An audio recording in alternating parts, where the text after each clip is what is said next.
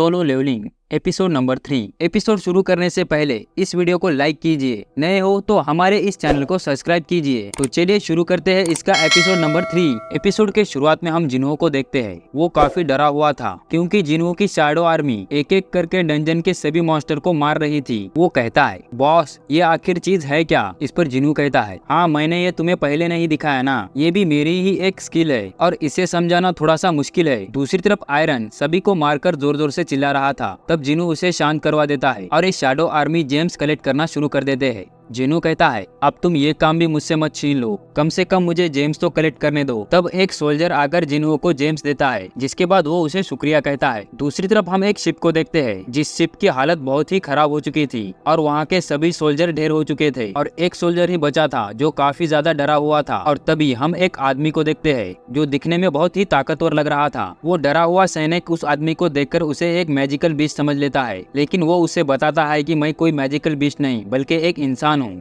अगले सीन में हम जिन्हो और जिनो को एक बार में देखते हैं जो मजे से दारू पी रहे थे। इन दोनों के साथ में 19 डंजन के रेड कंप्लीट हो चुके थे, जिसको सेलिब्रेट करने के लिए वो यहाँ आए थे और जिनो को अपना खुद का गिल्ड बनाने के लिए इन सभी मिशन को कंप्लीट करना जरूरी था। इसीलिए जिन्हो ने उसकी मदद की और तभी जाकर उसे एक गिल्ड मास्टर का लाइसेंस मिलेगा। वो जिन्हो से कहता है, तुम बताओ तुम्हारा क्या प्लान है? जिन्हो कहता है, तुम शायद मुझे कुछ देर के लिए कांटेक्ट नहीं कर पाओगे क्योंकि मुझे कहीं जाना है। तब जिन्हो नाराज होकर कहता है, अगर तुम्हें मेरे साथ काम नहीं करना है तो मुझे सीधा बोल दो और मैं तुम्हें अगली बार परेशान नहीं करूंगा। मेरा एक भाई है जो मुझसे 10 साल बड़ा है और वो मुझे बिल्कुल पसंद नहीं करता और हमने कभी भी भाइयों की तरह समय नहीं गुजारा और तुमने तो मेरी कई बार जान बचाई और मेरी काफी मदद भी की। काश कि तुम मेरे भाई होते। इस पर जिन्हो ड्रिंक करता है और कहता है, अगर ऐसी बात है तो आज से तुम मेरे छोटे भाई हो। और ये बात सुनकर वो काफी खुश हो जाता है और वो टल्ली होने के कारण उसे ज्यादा मीट खिलाने लगता है। अगले सीन में हम उस आदमी को देखते हैं जो किसी तरह के एक जेल में बैठा हुआ था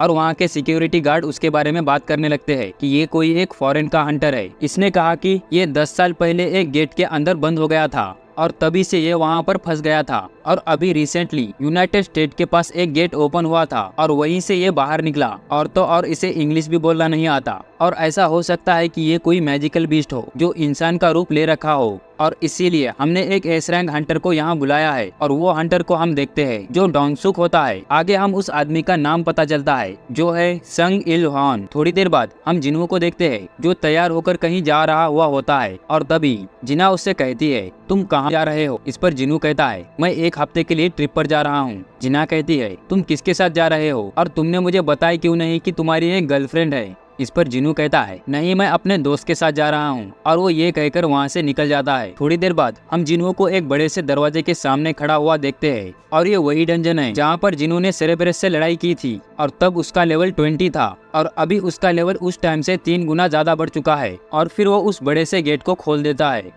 अंदर पहुंचते ही उसे एक नोटिफिकेशन आता है और वो होता है कि उसको 10,000 डीमन सोल को इकट्ठा करना होगा। वो कहता है, मैं इस बार अलग पर्पस से आया हूँ और वो है एक्साइल ऑफ लाइफ। यहाँ डीमन 10,000 हो या 1 लाख, मैं सबको मार दूंगा। फिर हम जिन्हो पर शिफ्ट हो जाते हैं और वो अपने डैड के पास आया था। वो कहते हैं, तो तुम चाहते हो कि मैं तुम्हें गिल्ड सौंप दूं और तुम्हें जिन्सू के प्लान के बारे में तो पता ही है ना, और तब भी तुम ये मुझसे मांग रहे हो। इस पर जिन्हो कहता है, मेरे भाई का प्लान है कि वो किसी बाहर वाले को गिल्ड मास्टर बनाना चाहता है और ये हमारी कंपनी के लिए काफी रिस्की है। डैड कहते हैं, वो हंटर सॉन्ग जिन्हो ये वही है ना जो डबल डंजन इंसिडेंट में था और ये वहाँ पर भी था जहाँ हांग डोंगसुक की टीम को खत्म किया गया था। और इतना ही नहीं, सुपर डिवीजन डिपार्टमेंट के प्रिजनर की मौत हुई तब भी वो वहीं था। वो इन तीनों जगह पर मौजूद था और फिर भी उसे जरा सी भी खरोच नहीं आई और उसने तुम्हारे हर रेड मिशन में पार्टिसिपेट किया था। कुछ दिन पहले जब रेड गेट इंसिडेंट हुआ था, उनका कहना है कि यहाँ पर भी वही था जिसने उन लोगों की जान बचाई थी और तुमने गिल्ड मास्टर लाइसेंस उसी के मदद से हासिल किया है ना? और तुम चाहते हो कि मैं तुम्हें गिल्ड सौंप दूं? इस पर जिन्हो कहता है, इतने होने के बाद भी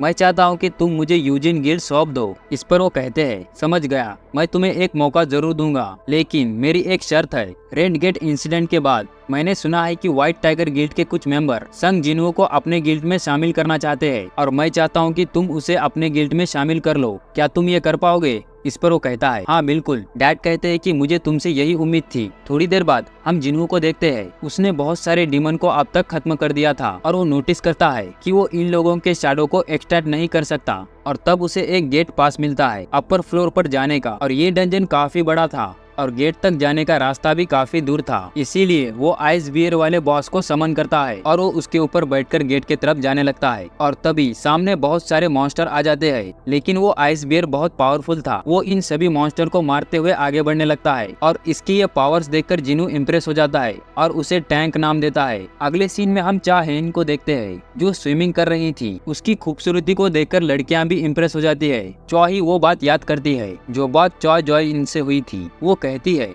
हमने ये बात अब तक पब्लिक को क्यों नहीं बताई कि पंखों वाले एंड्स के बारे में, और वो कभी भी यहाँ पर पहुँच सकते हैं और ये बात बस कुछ ही लोगों को पता है। इस पर चॉय कहता है, ये एसोसिएशन का ऑर्डर है और उनका मानना है कि ये बात अगर पब्लिक को पता चल गई, इससे पब्लिक बहुत डर जाएगी और तुम्हें इसकी फिक्र नहीं करनी चाहिए। हमें और भी ज्यादा ताकतवर होना है और इस देश का सबसे बड़ा गिल्ड बनना है। फिर हम जिन्हो को देखते हैं। वो कहता है, जब मुझे ये चाबी मिली तो मुझे लगा कि ये एक एस रैंक डंजन होगा, लेकिन यहाँ के ज्यादातर डीमन तो अपर बी रैंक के हैं और जितना भी मैं ऊपर बढ़ता हूँ तो यहाँ के डीमन भी और ताकतवर होते जाते हैं। पर जब तक मैं इन डीमंस को मारता हुआ आगे बढ़ूंगा तो आगे बढ़ना और आसान जाएगा। अगर यहाँ का स्ट्रक्चर भी डीमन कैसल की तरह सेम ही है तो इसका मतलब यहाँ पर 100 फ्लोर्स होंगे और मुझे पता ही नहीं कि जब मैं टॉप पर पहुँचूंगा तब मैं कितना पावरफुल बन जाऊंगा। और देखो, मेरा खाना भी खत्म होते जा रहा है और मैंने जिना से वादा भी किया था। ऐसा लग रहा है कि ये जंग वक्त के खिलाफ है। वो धीरे धीरे इन सभी डीमंस को मारकर उनकी सोल कलेक्ट कर रहा था और फिर उसके 10,000 सोल कंप्लीट हो जाते हैं। और तब हम एक बड़े से बॉस को देखते हैं और उसकी आर्मी भी काफी ज्यादा थी।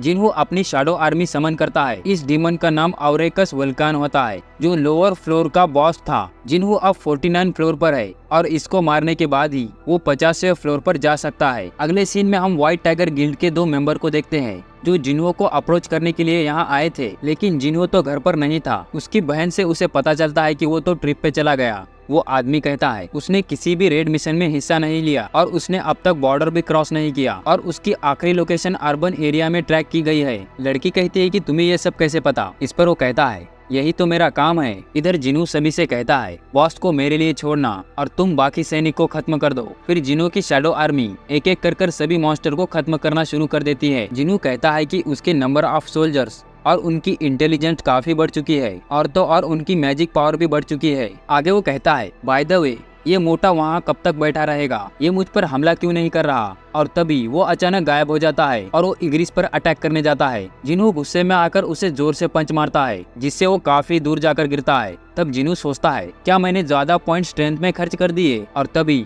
वो मोटा उठता है और जोर जोर से चिल्लाने लगता है। जिन्हो देखकर कहता है, ये तो सेब्रस का स्किल है। और फिर वो तेजी से जिन्हो पर अटैक करने के लिए भागता है। जिन्हो आयरन की शील्ड लेकर उस अटैक को रोक देता है और वो बार बार जिन्हो को मारे जा रहा था। तभी जिन्हो मौके का फायदा उठाकर उस पर हमला करने जाता है, लेकिन मोटा ही जिन्हो पर अटैक कर देता है। जिन्हो किसी तरह उस हमले से बच जाता है। जिन्हो समझ चुका था कि वो उसके हमलों को देख पा रहा है, इसीलिए वो उसके सर पर हमला करने की सोचता है। फिर जिन्हो तेजी से एक बिल्डिंग की तरफ भागने लगता है और वो मोटा भी उसका पीछा करने लगता है और फिर वो एक ही बार में मोटे की गर्दन ही उड़ा देता है और उसने इस बॉस को हरा दिया था। दूसरी तरफ हम इल्हान को देखते हैं। डोंगसुक उससे कहता है, मुझे तो यकीन ही नहीं हो रहा कि तुम एक बात करने वाले मैजिकल बीस्ट हो। इस पर वो कहता है, मैंने तुम्हें ये कितनी बार कहा कि मैं कोई मैजिकल बीस्ट नहीं हूँ। अगर तुम्हें मुझ पर यकीन नहीं है तो मेरा डीएनए टेस्ट ले लेना। डोंगसुक कहता है, उन्होंने ही ये मुसीबत मेरे सर पर डाल दी। इल्हान कहता है, क्या मैं तुमसे एक सवाल पूछूं? कितने इंसान गेट और मैजिक बीस्ट के बारे में जानते हैं? डोंगसुक कहता है, आखिर तुम ये क्या बकवास कर रहे हो? इस पर इल्हान कहता है, डंजन्स, गेट और मैजिक बीस्ट ये बस एक चेतावनी है आने वाली तबाही के बारे में।